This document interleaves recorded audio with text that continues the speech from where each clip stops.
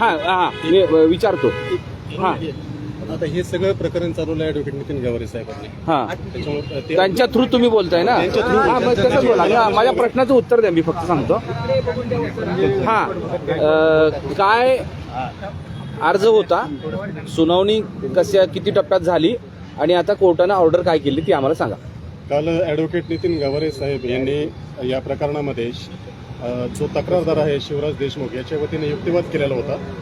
आज न्यायालयामध्ये उर्वरित युक्तिवाद हा जे अर्जदार आहेत त्यांच्या वतीने झालेला आहे आणि त्यानुसार न्यायालयाने माननीय खंडपीठाने सदर युक्तिवादानंतर त्यांचा जो जामीन अर्ज आहे तो ओपन कोर्टामध्ये फेटाळलेला आहे.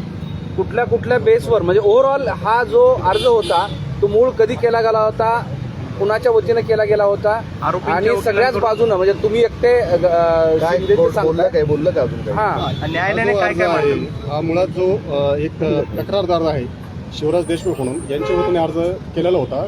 त्यांच्या वतीने ॲडव्होकेट नितीन गावरे पाटील यांनी आर्ग्युमेंट केलेलं आहे. आता याची जी जामीन रद्द करण्याची जी सविस्तर कारणं आहेत ती न्यायालयाच्या निकालपत्रामध्ये पुढे येतीलच. आज काय काय हे सर्व सविस्तर न्यायालयाच्या निकालामध्ये येईल.